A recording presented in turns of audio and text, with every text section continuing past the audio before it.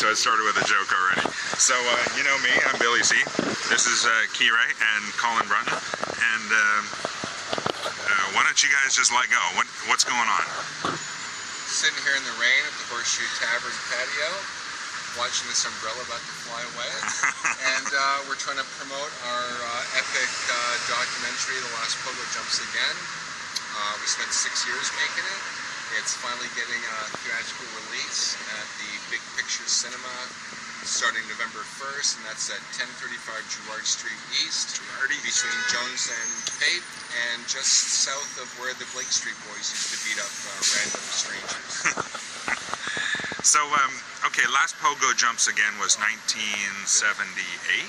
The original Last Pogo that happened here was December 1st, 1978. So as a young filmmaker, that was my first documentary. Well, you're 23 at the time. Yes. And I mean, it talks about the Ramones from '76. You're just a kid. You're 21. Yeah. So what happened? Did you go to New York? Is that where it all began? It's with me. You know, I worked with Gary Top a lot at the 99 Roxy Theater, and then I was there in New Yorker with the Garys. Yeah. I actually saw the Garys start up. Gary Cormier was brought in as a carpenter. Befriended Gary Top, and they decided they had some, you know, mutual music tastes and opinions, and they teamed up. And so the first thing, Gary was watching a movie by Amos Poe called The Blank Generation, and kind of smoking a joint in the back of the theater, and thought, you know, I should build a stage and bring in these bands. And so the second band we brought in was the Ramones in September '76 for 3 shows. Really? Which didn't sell out, by the way.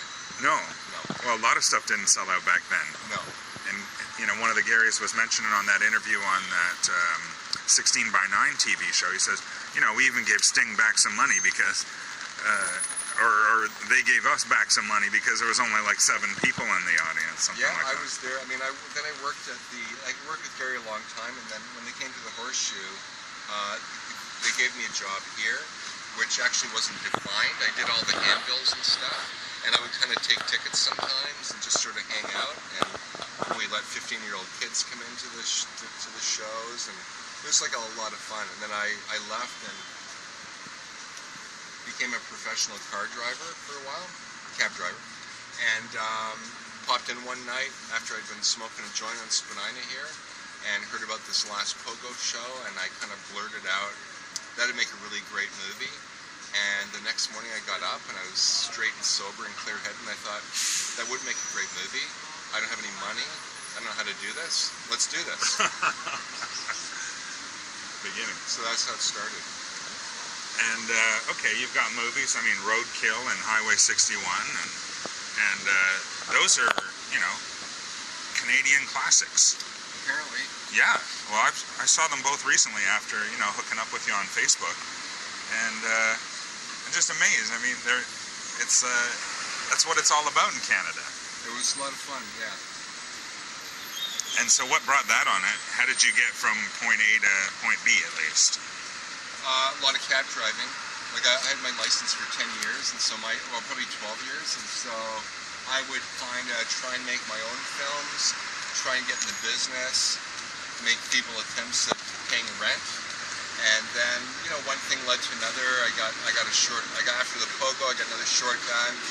I met Bruce McDonald at the co-op Lyft, and during that time it was kind of a special period, and the people that were involved in Lyft at that time have all gone on to great things. It was just this great moment. So it was like hanging out at that time in the 80s at Lyft was like me and Bruce, but, you know, Peter Metler, Adam McGoyan, Jeremy Podeswa, Patricia Rozema, Alex Raffi. All those people are doing really well now. It was just a special moment. And then, you know, we just had this notion to make this feature film called All the Children Are In.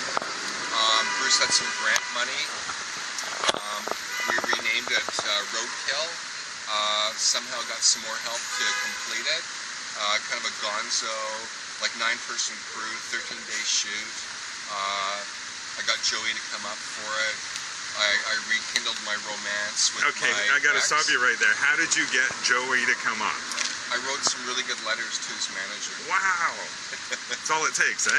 It took that and the promise of a first-class flight, and the Ramones had never flown first class at that Oh my point. God.